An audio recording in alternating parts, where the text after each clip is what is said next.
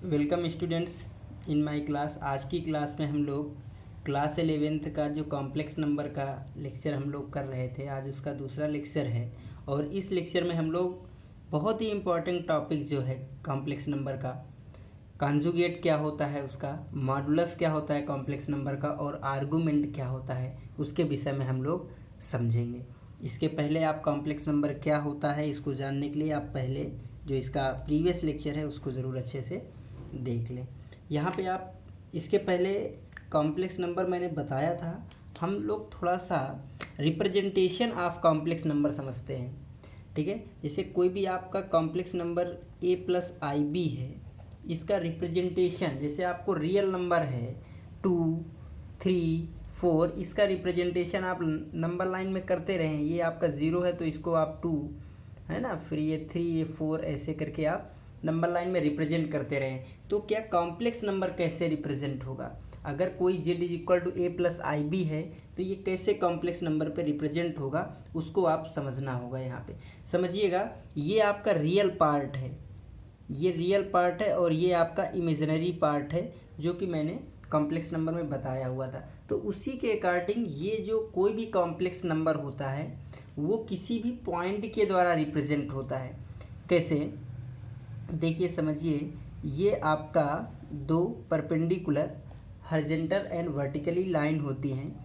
ये हॉरिजॉन्टल जो लाइन होती है इसको आप लोग रियल लाइन बोलेंगे, और ये जो आपकी वर्टिकली लाइन है इसे आपको इमेजिनरी एक्सिस या इमेजिनरी लाइन बोल देना है। ये आपका जो होगा ओरिजिन होगा z इज इक्वल टू 0 का। ठीक है, 0,0। जैसे आपने कोऑर्डिनेट एक्सिस पढ़ा है एक्स एंड वाई, तो एक्स कामा वाई कैसे रिप्रेजेंट होता है? एक्स एक्सिस में चली गई distance X and Y axis पे वाई। क्लियर है ना? ऐसे करके तो यहाँ पे z is equal to A plus I B, तो रियल पार्ट बोले तो रियल एक्सिस में ये a गया है, इमेजिनरी पार्ट बोले तो इमेजिनरी एक्सिस में इसका डिस्टेंस कितना है? b है। तो ये आपका कितना हो गया? b, और ये आपका कितना हो गया? a। तो आपको ये एक पेयर मिल जाना है a कॉमा b कोऑर्डिनेट के हिसाब से। तो ये जो आपका पॉइंट आया है यही आपका क्या है? z is equal to A plus I B है। बात समझ में आया ना? तो ये आपको रिप्रेजेंटेशन समझ में आ गया होगा कि रिप्रेजेंटेशन क्या होता है। तो कोई भी कॉम्प्लेक्स नंबर है, any complex number, any complex number अगर z is equal to A plus I B या x प्लस वाई है, इसे can be represented by a point a comma b on the plane. आप उसको plane पे represent कर सकते। कोई भी complex number z is equal to A plus I B है उसको आप a कामा b के फॉर्म में प्लेन पे रिप्रेजेंट करते हैं, और जिस भी प्लेन पे इसे हम लोग रिप्रेजेंट करते हैं, ठीक है ना, व्हिच प्लेन नोन एज, उसको हम लोग कॉम्प्लेक्स प्लेन बोलते हैं, या आर्गन प्लेन बोलते हैं, या गाउसियन प्लेन बोलते हैं। कोई भी आप नाम बोल सकते हैं, कॉम्प्लेक्स प्लेन या आर्गन प्लेन, गाउसियन प्लेन भी इसको बोला जाता है। तो जैसे मैंने सपोज दैट एक आपको एग्जांपल दिया, मैंने कहा 3 प्लस का 2i, चलिए मैंने लिख दिया 3 + 2i को आप गाउसियन प्लेन पे रिप्रेजेंट करिए। तो आपको कुछ नहीं करना, आप सिंपल क्या करेंगे, ये आपका एक्स एक्सिस, ये आप रियल एक्सिस, और ये आपकी इमेजिनरी एक्सिस। रियल पार्ट की डिस्टेंस है आपकी 1, 2 एंड 3, इमेजिनरी पार्ट की डिस्टेंस आपकी है 1 एंड 2, तो ये आपको यहाँ पे आएगा। ठीक है, तो ये आपको 2,3 है, तो ये पॉइंट के द्वारा ही ये कॉम्प्लेक्स नंबर 3 + 2i रिप्रेजेंट होगा। अगर सपोज दैट यही आपका 3 - 2i होता तो आप इसको समझिएगा 3 प्लस माइनस का 2i लिख सकते थे। तो यहाँ से 3 आपका ये होता, बट -2 आपको निगेटिव इमेजिनरी, ठीक है, ये निगेटिव है इमेजिनरी लाइन का, ये रियल का निगेटिव पार्ट है उसी तरह, राइट। तो यहाँ पे आपको ये जो पॉइंट होगा ये 3, -2 का होगा कोऑर्डिनेट, है ना। आप सिंपल आप समझ सकते हैं, कोऑर्डिनेट एक्सिस से रिलेट कर पाएंगे। बात समझ में आ गया? तो ये इसका रिप्रेजेंटेशन है। अब अगर रिप्रेजेंटेशन आ गया है तो अब हम लोग अब समझेंगे कि कॉन्जुगेट क्या होता है किसी भी कॉम्प्लेक्स नंबर का और उसका मॉडुलस क्या होता है। नेक्स्ट तो देखिएगा यहाँ से, अगर suppose that if z is equal to a plus I B any complex number, कोई भी ये आपका जनरल कॉम्प्लेक्स नंबर है, then the conjugate of z is denoted by z bar. z के ऊपर आपको लाइन कर देना है, z बार के फॉर्म में उसको डिनोट करते हैं। And z bar is equal to a, ये जो आयोटा होता है इसको हम लोग निगेटिव कर देते हैं और कुछ नहीं होता है। कॉन्जुगेट में कुछ नहीं होता है। अगर z आपका सपोज दैट 3 + 4i दिया है तो इसका जो z कॉन्जुगेट होगा, ऊपर बार लगाएंगे, कुछ नहीं होगा, 3 आयोटा वाले पार्ट को निगेटिव कर देंगे, यानी अपोजिट कर देंगे साइन को। ठीक है, तो ये अभी यहाँ पे पॉजिटिव है तो माइनस का 4i आएगा। सपोज दैट अब इसका अगर आप कॉन्जुगेट करना चाहें, z कॉन्जुगेट का फिर से आप कॉन्जुगेट करना चाहें तो आप क्या करेंगे, ये आपका अब निगेटिव है तो आपको एक और निगेटिव फिर से करेंगे तो निगेटिव और निगेटिव पॉजिटिव हो जाएगा क्योंकि 4i होगा। बात समझ में आपको आ गई होगी कि एक्चुअल में कॉन्जुगेट है क्या। और अगर आप कॉन्जुगेट को और भी आसानी से समझना चाहें तो आप समझिएगा, जो कॉन्जुगेट होता है ना, ये आपकी रियल एक्सिस, किसी भी पॉइंट का रियल एक्सिस के द्वारा इमेज होता है। जिसे समझिए यहाँ पे ये आपका रियल एक्सिस है और ये आपकी इमेजिनरी एक्सिस है, और मैंने यहाँ पे a प्लस आई बी आपको सपोज दैट ये पॉइंट है a कामा b, तो a प्लस आई बी ये आपका z है। तो z कॉन्जुगेट आपका कहाँ बनेगा, आप समझिएगा, z कॉन्जुगेट जो आया है वो a माइनस आई बी आया है, तो a तो आपका a ही रहने वाला है, यही डिस्टेंस रहेगा। अगर b सपोज दैट ये डिस्टेंस है तो माइनस b क्या होगा, इसका अपोजिट हो जाएगा और डिस्टेंस उतनी ही रहेगी। बात समझ में आ रहा है ना। हाँ, तो ये आपका जो आएगा ये आपका a माइनस आई बी होगा, यानी a comma minus B point होगा, तो इसके द्वारा ये इसकी इमेज होगी।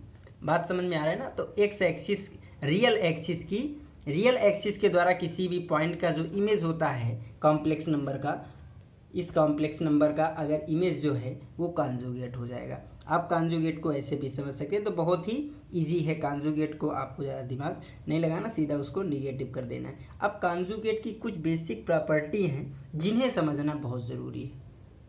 यहाँ पे मैंने उसकी जो है सारी प्रॉपर्टी यहाँ पे लिख दी है।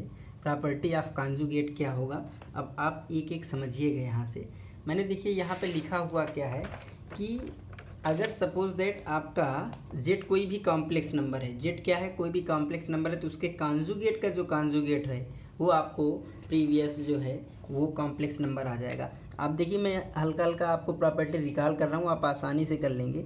अगर z is equal to a plus I B कोई भी कॉम्प्लेक्स नंबर है तो इसका कॉन्जुगेट क्या आ जाएगा, a minus I B, right है। ओके, अब इसका फिर से आपको कॉन्जुगेट करना है, तो आप z कॉन्जुगेट का जब कॉन्जुगेट करेंगे तो मैंने क्या कहा है, इसमें आपको माइनस कर देना होता है, आयोटा को अपोजिट कर देना होता है, तो फिर से माइनस आएगा, तो a माइनस माइनस का आयोटा b, क्लियर है।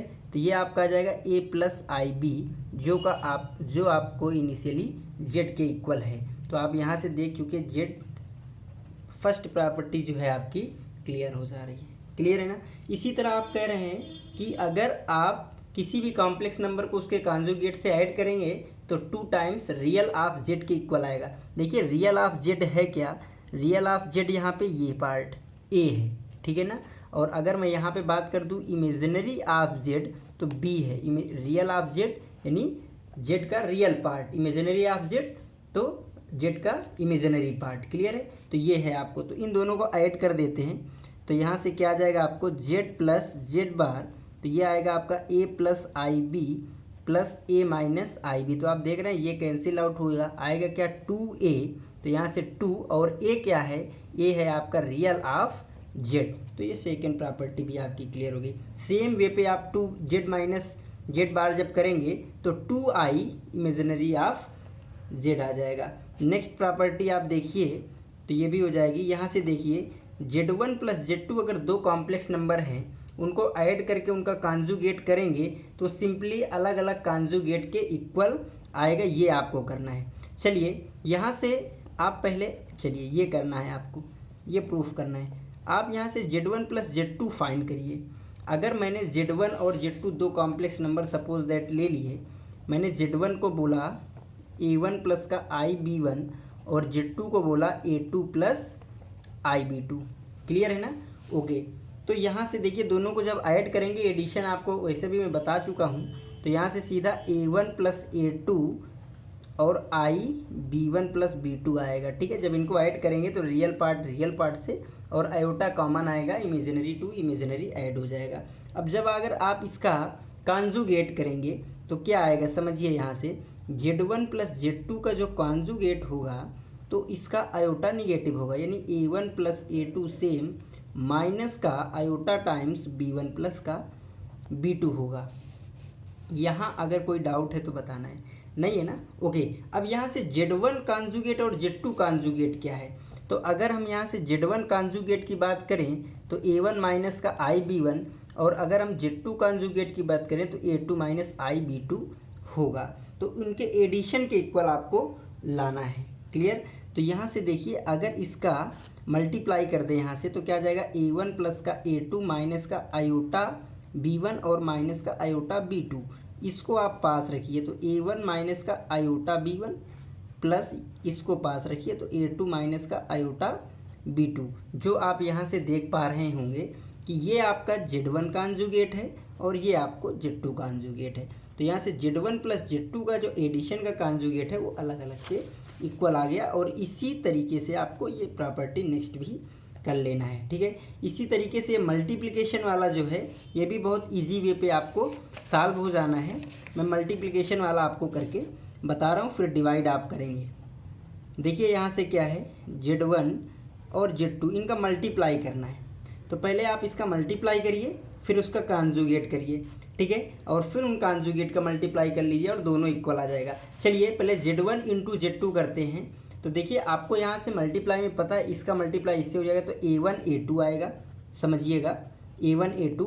और देखिए जब इसका करेंगे तो आयोटा वाला पार्ट आएगा, और जब इसका इससे करेंगे तो आयोटा वाला पार्ट रिमूव हो जाएगा, तो माइनस का B1 B2 आएगा, माइनस का B1 B2। ये मैंने रियल पार्ट बना लिया। देखिए पहले इसका मैंने इससे कर दिया, फिर आयोटा वाले को आयोटा वाले से कर दिया, तो रियल पार्ट आपका बन गया। अभी इसका इससे होना बाकी है, तो ये आयोटा वाला पार्ट आएगा, कॉमन ले लिया A1 का B2 से, तो A1 B2। फिर आपका इस आयोटा वाले का इससे होगा, तो आयोटा मैंने कॉमन ही ले लिया है, तो ये आपका आ जाएगा B1 A2। राइट, ये आपको आएगा। मल्टीप्लाई में प्रीवियस लेक्चर में भी किया हूँ, आप आसानी से समझ सकते हैं। अब इसका क्या करना है आपको, कॉन्जुगेट।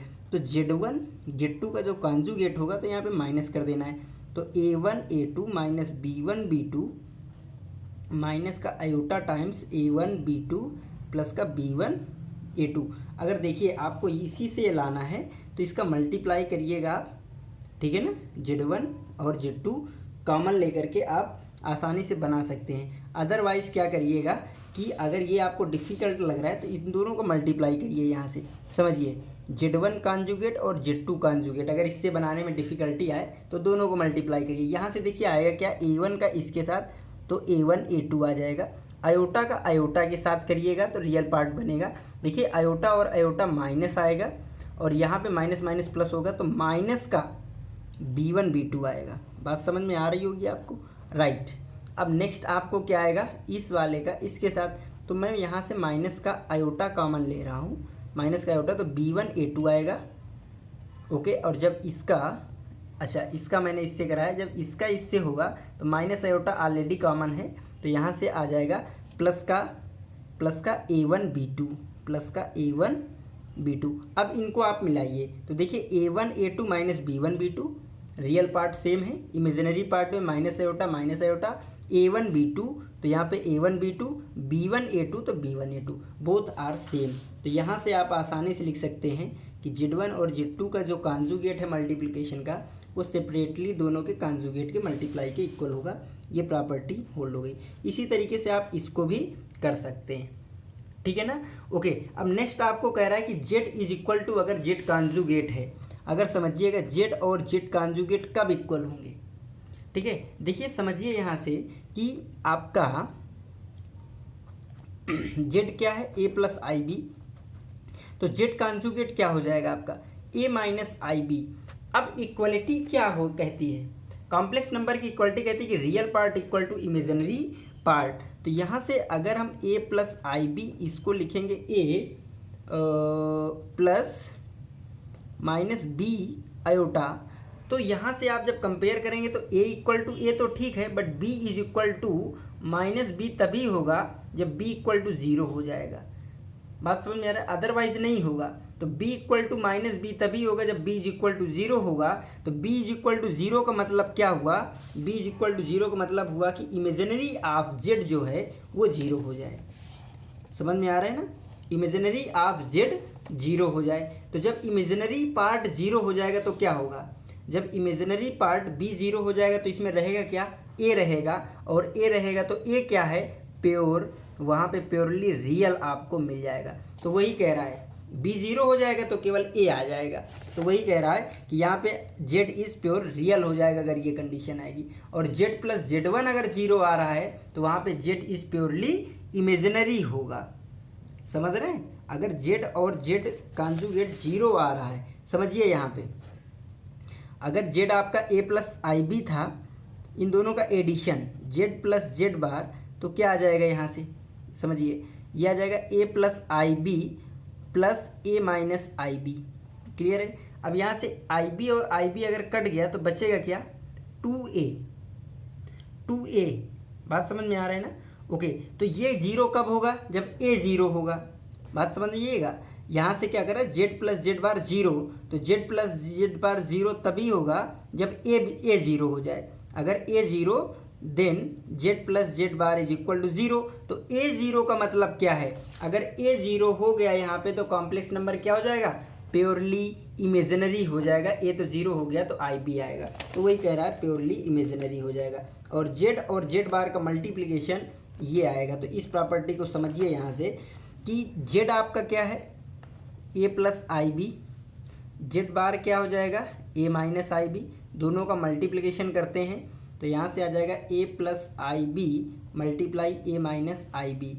तो a square minus B square, तो आ जाएगा a square minus B square यानी आयोटा b का स्क्वायर, राइट। आयोटा का स्क्वायर ऑलरेडी निगेटिव होता है, तो a स्क्वायर और ये आ जाएगा प्लस का b स्क्वायर। तो z conjugate is equal to a square plus B square. इसको आपको ये लिखना है। तो देखिए रियल ऑफ मैंने यहाँ पे लिखा है, रियल ऑफ जेड क्या है, इमेजिनरी ऑफ जेड क्या है, तो वही आपको लिख देना है। ए क्या है, रियल ऑफ जेड का स्क्वायर, बी क्या है, इमेजिनरी ऑफ जेड का स्क्वायर। क्लियर है। तो मुझे लगता है कॉन्जुगेट की जितनी भी प्रॉपर्टी हैं इनको आपको लर्न भी करना है और मैंने जैसे समझाया ऐसे समझना है, जिससे आपको कोई भी दिक्कत नहीं होगी। क्लियर है। तो नेक्स्ट आपका जो समझना है वो आपको समझना है मॉडुलस। ठीक है, मॉडुलस क्या होता है, modulus of complex number, modulus of complex number.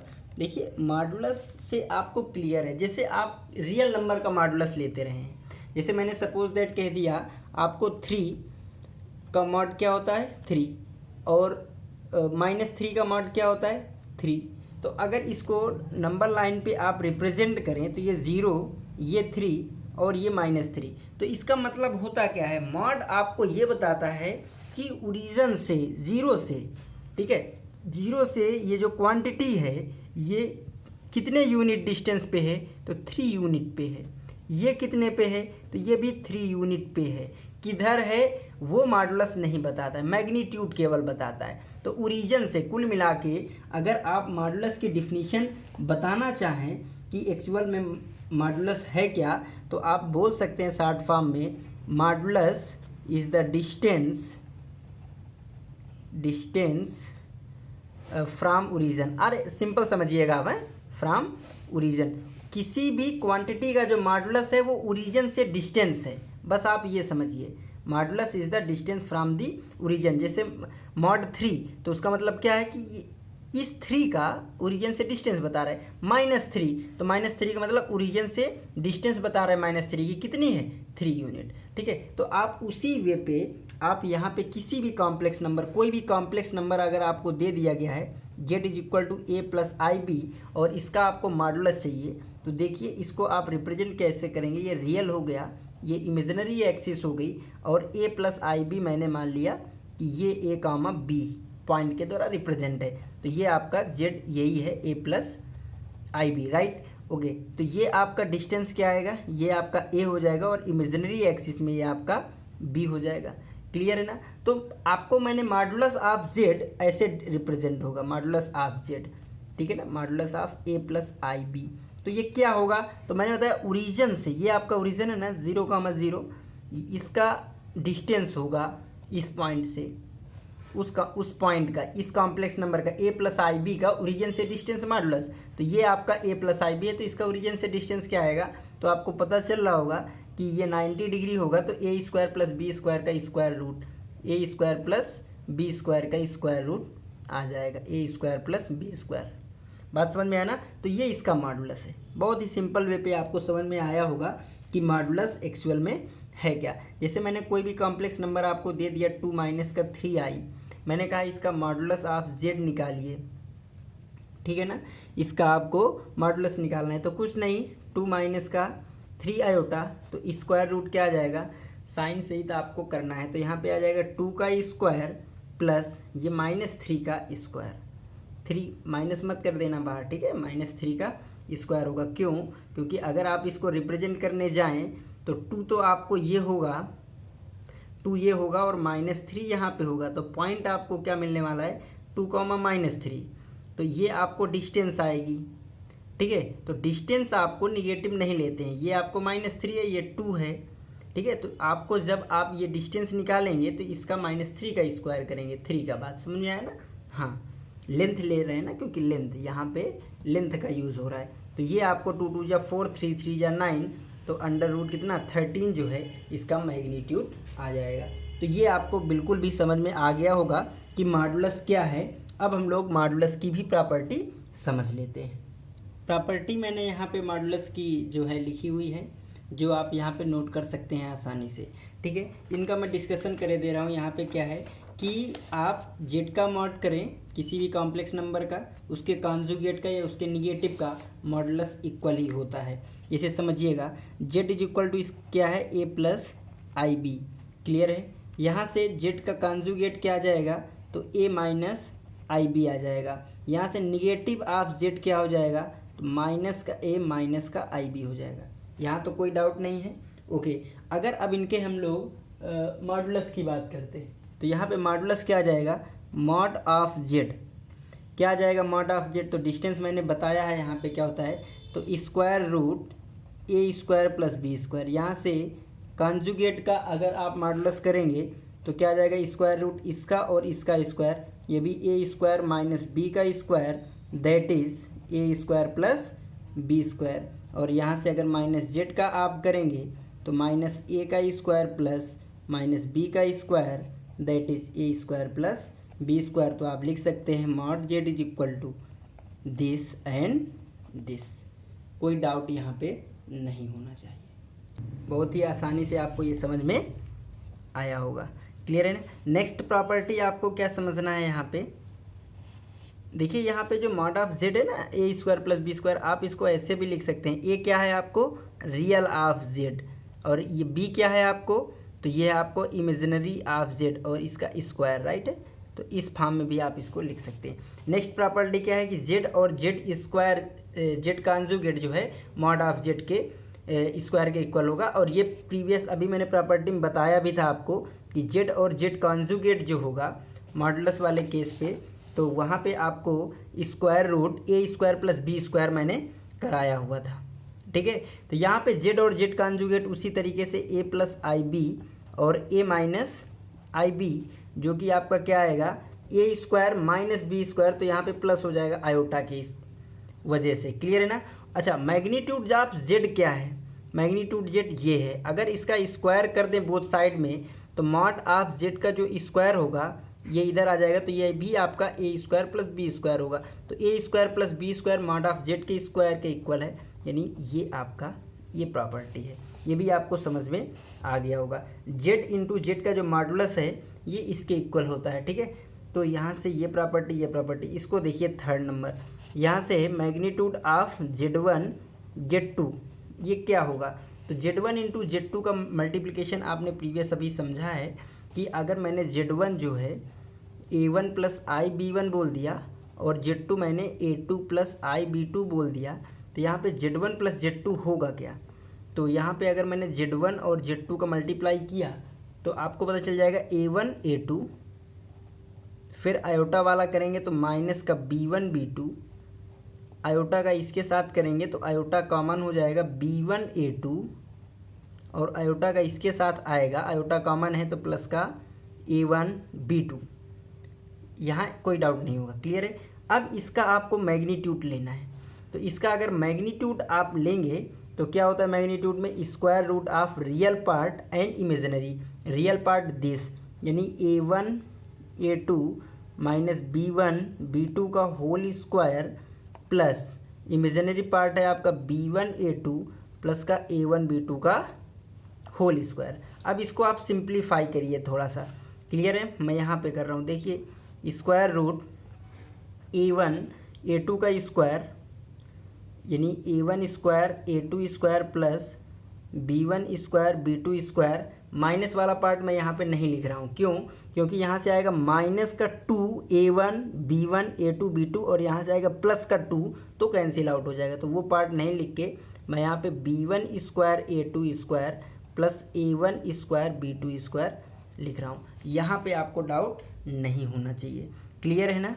आगे आइए आप यहाँ से इस स्टेप को समझिए। आपको देखिए यहाँ से आपको A1 और यहाँ से A1 कॉमन आ रहा है, A1 और A1 कॉमन आ रहा है यहाँ से। तो आप जब यहाँ से A1 कॉमन ले लेंगे A1 स्क्वायर तो आएगा क्या आपका A2 स्क्वायर और यहाँ से आ जाएगा आपका प्लस का B2 स्क्वायर, राइट। यहाँ से आपको क्या कॉमन आ रहा है, यहाँ से B1 का स्क्वायर आ रहा है कॉमन, जो कि आपका B2 स्क्वायर प्लस का A2 स्क्वायर होगा, ठीक है। ब्रैकेट जो है आपके दोनों सेम है, तो यहाँ से आप ब्रैकेट कॉमन ले लेंगे तो square root B2 square plus का A2 स्क्वायर और यहाँ से आ जाएगा आपका A1 स्क्वायर प्लस का B1 स्क्वायर।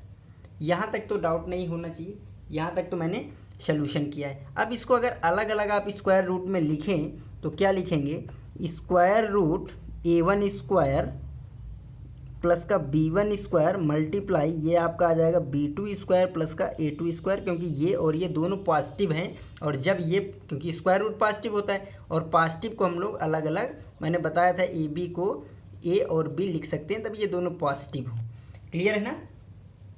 अब यहाँ से ये है क्या, ये आपको मॉड ऑफ Z1 है। यहाँ से आप देखिए अगर ये Z1 है तो ये क्या हो जाएगा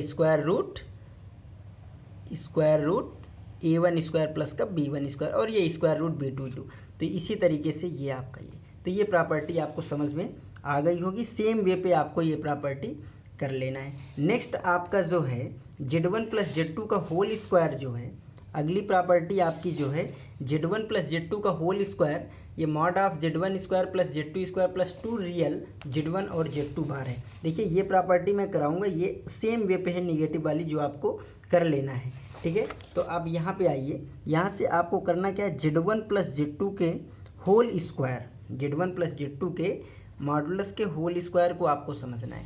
देखिए ये कैसे करना है आपको अभी मैंने प्रॉपर्टी बताया कि जो z का स्क्वायर है वो z और z के कॉन्जुगेट के मल्टीप्लाई के इक्वल होता है। तो ये आप z मान लीजिए पूरा, तो इसका जो मॉडुलस का स्क्वायर है ये आपका z यानी Z1 प्लस Z2 और इसके कॉन्जुगेट यानी Z1 प्लस Z2 कॉन्जुगेट के इक्वल होगा। ये बात आपको समझ में आई होगी इस प्रॉपर्टी से, क्लियर है ना। ओके, अब आपने कॉन्जुगेट की प्रॉपर्टी पढ़ी है कि Z1 प्लस Z2 है, Z1 प्लस Z2 का कॉन्जुगेट आपका Z1 conjugate plus Z2 conjugate हो जाएगा। तो यहाँ से आ जाएगा Z1 प्लस Z2 और ये आ जाएगा Z1 conjugate plus Z2 conjugate, multiply करेंगे तो Z1 कॉन्जुगेट, यहाँ से आपको आ जाएगा Z1 Z2 कॉन्जुगेट, यहाँ से आ जाएगा Z2 Z1 कॉन्जुगेट और यहाँ से आ जाएगा Z2 Z2 कॉन्जुगेट। अच्छा, Z1 और Z1 कॉन्जुगेट को Z1 modulus of Z1 square लिखेंगे, इसको क्या लिखेंगे Z2 एंड इस प्रॉपर्टी से, क्लियर है। तो ये आपको आ जाएगा मॉडुलस ऑफ Z2 स्क्वायर। इसको समझिए, ये क्या है, यहाँ पे Z1 और Z2 कॉन्जुगेट है, यहाँ पे Z1 में कॉन्जुगेट है। इसको आप समझिए मैं क्या लिख रहा हूँ, Z1 Z2 कॉन्जुगेट, और यहाँ पे मैं इस कॉन्जुगेट को हटा के इसके ऊपर कॉन्जुगेट लिख रहा हूँ। कैसे, Z1 Z2 कॉन्जुगेट का कॉन्जुगेट। इसको समझिए, मैंने लिखा क्या है, Z1 Z2 कॉन्जुगेट का कॉन्जुगेट। अब इसका कॉन्जुगेट है ना, मल्टीप्लाई में अलग अलग आता है कॉन्जुगेट, तो ये हो जाएगा Z1 कॉन्जुगेट और Z2 कॉन्जुगेट का कॉन्जुगेट। तो Z2 कॉन्जुगेट का कॉन्जुगेट क्या हो जाएगा, Z2। तो Z1 कॉन्जुगेट और Z2, जो कि Z1 कॉन्जुगेट और Z2 ही लिखना था मुझे यहाँ से, समझिए Z2 कॉन्जुगेट, ये तो ठीक है, Z1 एंड Z2 कॉन्जुगेट, और ये मैंने किसको लिखा है, Z1 और Z2 कॉन्जुगेट, ठीक है। तो वही आ रहा है आपका, देखिए यहाँ पे Z2 Z1 कॉन्जुगेट और ये आपको Z2 Z1 कॉन्जुगेट है। तो इसको आप जो है इस वाले पार्ट को देखिए, ये वाला पार्ट आपका ये बन गया, ये आपको ये बन गया, इसको मैंने कॉपी किया और इसको मैंने ये लिख लिया, ऐसे, क्लियर है ना। ओके, अब देखिए यहाँ से ये हो क्या रहा है, अगर इसको मैं पूरा कॉम्प्लेक्स नंबर मान लूँ, Z1 और Z2 कॉन्जुगेट को सपोज दैट मैं कॉम्प्लेक्स नंबर एक C बोले दे रहा हूँ, तो ये क्या आ जाएगा आपका C, यहाँ पे क्या आ जाएगा, ये आपको C आएगा, और ये क्या आएगा, C का कॉन्जुगेट। और कॉम्प्लेक्स नंबर अगर है तो उसके और उसके कॉन्जुगेट का जो एडिशन होता है, ये 2 रियल ऑफ C आएगा, ठीक है ना।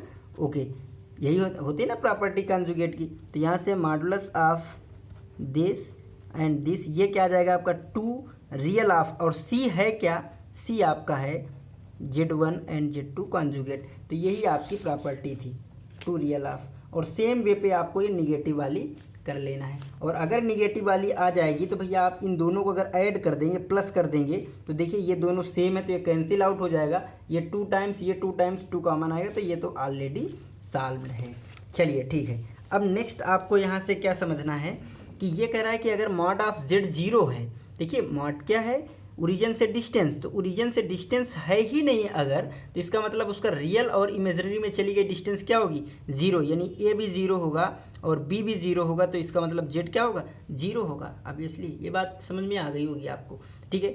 आगे आपको समझना है यहाँ से ये प्रॉपर्टी, देखिए मैग्नीट्यूड ऑफ Z है क्या, तो मैग्नीट्यूड ऑफ Z आपका square root A² plus B² होता है, जो कि रियल ऑफ Z आपका A है, रियल ऑफ Z आपका A है, तो A से ग्रेटर है। देखिए A is less than or equal to A² plus B² है, क्यों, क्योंकि अगर केवल A² है तो वो आपका A के इक्वल होगा, बट अगर इसमें कोई भी क्वांटिटी आप ऐड कर रहे हैं वो भी पॉजिटिव, क्योंकि B² पॉजिटिव है, या तो 0 हो जाएगा, तो 0 हो जाएगा तो इक्वल हो जाएगा, ठीक है। अदरवाइज अगर नॉन जीरो है ये नहीं, तो आपको ये पॉजिटिव क्वांटिटी है तो ये ग्रेटर ही हो जाएगा, तो ये ग्रेटर हो गया।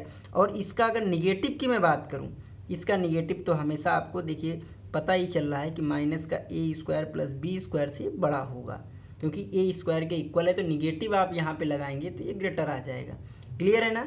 अच्छा, तो ये अगर ग्रेटर है तो ये आपको क्या है, ये मैं, ठीक है, और ये आपका रियल ऑफ Z है और ये आपका मॉड ऑफ Z है, और सेम वे पे आपको ये भी समझ लेना है। तो मुझे लगता है मॉडुलस की भी प्रॉपर्टी आपको अच्छे से समझ में आ गई होंगी। अब आपका जो नेक्स्ट टॉपिक है यहाँ पे समझने वाला वो है आर्गूमेंट, जो कि बहुत ही इम्पोर्टेंट है, इसको समझना है।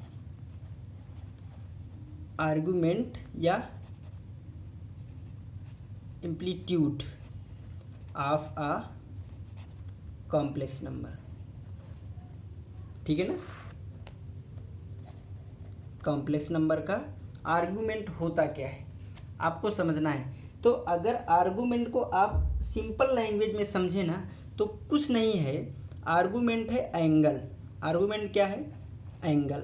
अब एंगल कहाँ से, तो एंगल आपका ये जो होता है angle with positive real axis, positive real axis, जो रियल एक्सिस के पॉजिटिव पार्ट है उससे एंगल जो होता है किसी भी कॉम्प्लेक्स नंबर का, ठीक है ना, हाँ, वो आपका जो होता है आर्गुमेंट होता है। जैसे आपको यहाँ से समझ में आएगा, ये आपकी रियल एक्सिस है और ये आपकी इमेजिनरी एक्सिस है। कोई भी कॉम्प्लेक्स नंबर मैंने यहाँ पे ए कॉमा बी यानी Z is equal to A plus I B को मैंने यहाँ पे नोट किया, ठीक है। तो अगर आपने इसको ओरिजिन से मिला दिया, मैं इसको शॉर्ट फॉर्म में लिखा हूँ, ठीक है, ओरिजिन से मिलने पे जो भी लाइन आएगी, तो इसकी पॉजिटिव डायरेक्शन ये है, ये नहीं, तो इसका ये जो एंगल आएगा थीटा, ठीक है ना, या अल्फ़ा, आप कुछ भी बोल दीजिए इसको, चलिए मैंने अल्फ़ा बोल दिया, तो ये जो आपका अल्फ़ा आएगा वही जो होगा आर्गूमेंट होगा।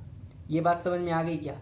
थीटा जो होगा, अल्फ़ा जो होगा, ये आपका आर्गूमेंट होगा। तो आर्गूमेंट आपको समझ में आ गया होगा कि किसी भी कॉम्प्लेक्स नंबर, समझिएगा, कोई भी कॉम्प्लेक्स नंबर अगर आपको z is equal to A plus I B है तो उसकी ओरिजिन से जो डिस्टेंस है ये मैग्नीट्यूड है इसका, और इसका पॉजिटिव एक्सिस से जो एंगल आएगा वो उसका आर्गुमेंट है। बात समझ में आया ना? तो अल्फ़ा आपका आएगा कैसे? अगर a प्लस आई बी है तो ये आपका a और ये b, तो अगर अल्फ़ा निकालना है तो आपको पता चल रहा होगा कि अगर मैं tan अल्फ़ा कर दूं तो ये b ओवर a आ जाएगा, b ओवर a, तो alpha is equal to tan inverse b by a, ठीक है ना। तो क्या हमेशा यही होगा? अगर मैंने कोई भी कॉम्प्लेक्स नंबर 3 + 4i बोल दिया, मैंने कहा इसका आर्गुमेंट ऐसे डिनोट करते हैं, A R G, argument of z क्या होगा? तो आर्गुमेंट ऑफ z के लिए जो एंगल आएगा आप करेंगे tan इनवर्स आयोटा का कॉफिशिएंट। देखिए b ओवर a क्या है, तो b imaginary part over real part, तो इमेजिनरी पार्ट 4/3, ठीक है ना। लेकिन ये हमेशा सही नहीं रहता है, हमेशा सही नहीं रहता है। क्यों? क्योंकि जैसे सपोज दैट मैंने यहाँ से z इज इक्वल टू मैंने किया, चलिए -1 प्लस, चलिए -1 माइनस आई कर दिया, -1 माइनस आई। अब अगर आप इसका आर्गुमेंट निकालने गए इस z का, तो क्या बोलेंगे? tan इनवर्स -1 इसका कॉफिशिएंट और इसका कॉफिशिएंट, तो ये आ जाएगा tan इनवर्स 1, ठीक है ना। अब 1 किसकी वैल्यू होती है tan पे, ठीक है। अगर आपको इन्वर्स नहीं आता अभी तो आप सिंपल ऐसे समझा करिए, tan π/4 यानी 45 डिग्री की वैल्यू 1 होती है ना, हाँ, तो आपको tan इनवर्स 1 यानी tan उधर जाएगा तो इनवर्स हो जाएगा, तो 45 डिग्री आ जाएगा, यानी tan इनवर्स 1 यानी 1 किस एंगल की वैल्यू tan की 1 होती है, तो 45 डिग्री एंगल की जो वैल्यू होती है वो 1 होती है, तो ऐसे, तो यहाँ पे 45 आया है। अब अगर इसको रिप्रेजेंट करें -1 और -i को, तो किधर रिप्रेजेंट होगा? जिधर आपको रियल भी निगेटिव आएगा -1 और इमेजिनरी भी, तो आपको पॉइंट तो यहाँ पे है, तो अगर आप इसको मिलाने गए तो आपको पॉजिटिव एक्सिस से एंगल ये आएगा जो कि पाई एंगल तो यहाँ पे बन जा रहा है, तो π/4 कैसे आएगा? ये गलत हो गया, ठीक है। तो इसके लिए आपको अच्छे से समझना है, सबसे इसमें इम्पॉर्टेंट चीज़ है कि आपको पहले समझना है कि कॉम्प्लेक्स नंबर आपका किस आर्गन प्लेन पे है, सॉरी आर्गन प्लेन बोले किस क्वाड्रेंट पे है। फर्स्ट में है, ये फर्स्ट, ये आपका सेकंड, ये थर्ड और ये फोर्थ, ठीक है। तो उसमें किस क्वाड्रेंट में है उसके अकॉर्डिंग आप उसको अच्छे से समझ पाएंगे आर्गूमेंट को। तो देखते हैं यहाँ पे, ठीक है, यहाँ पे समझना है argument of a complex number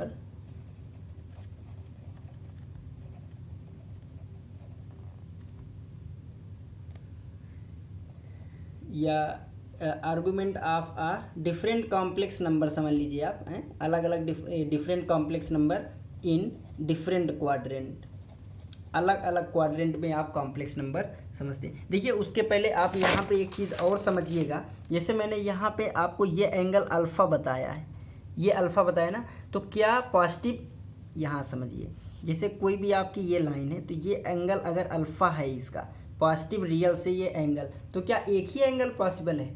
ऐसा नहीं, पॉजिटिव से आप ऐसे मूव करके जाएंगे फिर ऐसे, तो ये भी तो एक एंगल पॉसिबल हो जाएगा 2π के बाद, 2π + alpha, 2π + alpha equal to alpha, ये दोनों एक ही एंगल है, ये आपका अल्फ़ा यहाँ से है और ये 2π मूव करने के बाद है। बात समझ में आ रहा है ना? हाँ, हैं दोनों जो है पॉजिटिव एक्सिस, इक्वल नहीं है सॉरी, बट पॉजिटिव एक्सिस से ही दोनों एंगल हैं इसके, है ना। आप इसका एक और रोटेशन करिए, ऐसे करिए, ऐसे करिए, फिर यहाँ पे जाइए, तो ये आपका 4 पाई प्लस अल्फा हो जाएगा। तो इसका मतलब 2n पाई प्लस अल्फा, ठीक है ना, 2n पाई प्लस अल्फा भी उसका आर्गूमेंट हो सकता है। अगर सपोज दैट पाई बाई 4, जैसे मैंने यहाँ पे पाई बाई 4 मान लो आर्गूमेंट है इसका, तो 2n pi plus pi by 4 जहाँ भी इसका आर्गूमेंट होगा, जहाँ पे n क्या है आपका, कोई भी इंटीजर होगा, 2 3 4 1 ऐसे, ठीक है। तो यहाँ पे आपको कौन सी पॉजिटिव एक्सिस से एंगल लेना है, कौन वाला एंगल लेना है, तो आप समझिएगा, अगर आपका जो अल्फ़ा है, अल्फ़ा अगर पाई और माइनस पाई के बीच में होगा, पाई बोले तो देखिए समझिए, ये आपका अगर है तो यहाँ तक ये आपका पाई होगा और इधर आपको माइनस पाई होगा, क्लॉकवाइज और एंटी क्लॉकवाइज में, ठीक है। तो अगर इसके बीच में होगा तो हम उसको प्रिंसिपल आर्गूमेंट बोलेंगे, मेन आर्गूमेंट बोलेंगे। इसके बीच में अगर अल्फ़ा लाई करता है तो वो आपका मुख्य आर्गूमेंट होगा, प्रिंसिपल आर्गूमेंट बोला जाएगा। बात समझ में आया ना। अदरवाइज उसके अलावा आप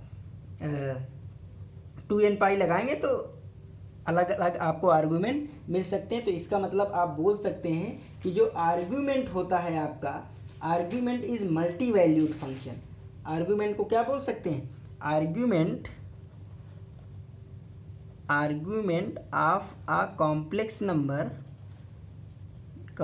नंबर इज मल्टी वैल्यूड। ये आपका मल्टी वैल्यूड फंक्शन होता है, ठीक है ना। ये आपका मल्टी वैल्यूड फंक्शन होता है, अलग अलग n की डिफरेंट वैल्यू के लिए डिफरेंट देता है। बट प्रिंसिपल आर्गूमेंट क्या होगा, अगर अल्फ़ा की वैल्यू यहाँ पे लाई करती है तो ये आपका प्रिंसिपल आर्गूमेंट होगा, प्रिंसिपल आर्गूमेंट होगा इसके बीच अगर लाई कर रहा है। तो ये बात तो आपको समझ में आई हो गई कि अगर कोई भी अगर थीटा आर्गूमेंट है तो 2n पाई प्लस थीटा भी आपका आर्गूमेंट होगा। तो आर्गूमेंट की यहाँ पे बात आपको समझ में आई होगी। अब हम लोग डिफरेंट क्वाड्रेंट के आर्गूमेंट के विषय में बात करते हैं। अच्छा देखिए यहाँ पे आप समझिए कि आप देखिए फिगर से अगर समझेंगे तो आपको आसानी से समझ में आ जाएगा। अगर सपोज दैट फर्स्ट क्वाड्रेंट में है कोई भी, ये आपका फर्स्ट क्वाड्रेंट में है, एंगल आपको अल्फ़ा बन रहा है ये, ठीक है ना, ये आपका ए कामा बी है। तो यहाँ से जो आर्गूमेंट आएगा फर्स्ट क्वाड्रेंट का, अल्फ़ा जो होगा वो tan इनवर्स ये आपका b और ये a, b ओवर a आएगा, दोनों पॉजिटिव है, क्लियर है, ठीक है। बट यही अगर आपको यहाँ पे आ जाए सेकेंड क्वाड्रेंट में, तो सेकेंड में आपका माइनस a कामा b होगा। तो इसका अगर मैं एंगल की बात करूँ तो अगर ऐसे करेंगे तो ये अगर एंगल मैंने थीटा कर लिया तो इसका पॉजिटिव एक्सिस से समझिएगा कौन सा अल्फ़ा क्या होगा, ये आपका अल्फ़ा होगा। बात समझ में आया ना। तो यहाँ पे अगर अल्फ़ा की मैं बात करूँ सेकेंड क्वाड्रेंट के लिए, ये फर्स्ट के लिए है, ये सेकेंड के लिए, तो अल्फ़ा क्या आएगा, तो अल्फ़ा अगर पाई में से, यहाँ तक क्या है पाई, ये टोटल क्या है पाई में से अगर ये थीटा को हटा दो, पाई माइनस थीटा कर दो, तो आपको ये आ जाएगा कि नहीं आ जाएगा। यही तो आपको अल्फ़ा है पॉजिटिव से एंगल, और ये आपको देखिए पाई से छोटा भी है, ओके।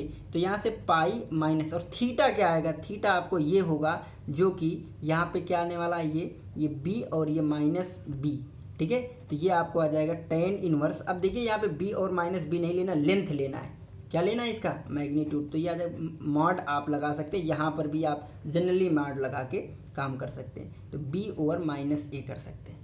ये सेकंड के लिए हो गया। यही बात अगर मैं थर्ड के लिए करूं, समझिएगा, अगर यहाँ पे है थर्ड पे minus a comma minus B यहाँ पे है, तो इसके लिए आपको पॉजिटिव एक्सिस से ऐसे आएंगे, देखिए तो ग्रेटर हो जाएगा पाई से, प्रिंसिपल आर्गूमेंट नहीं निकलेगा, आर्गूमेंट होगा नो डाउट। तो आप ऐसे आइए क्लॉकवाइज, तो क्लॉकवाइज आएंगे, ठीक है, और इसको आप यहाँ से करेंगे तो ये आपको थीटा रहेगा, ये आपका एंटी क्लॉकवाइज है तो ये पॉजिटिव थीटा, और ये अल्फ़ा आपका निगेटिव आएगा।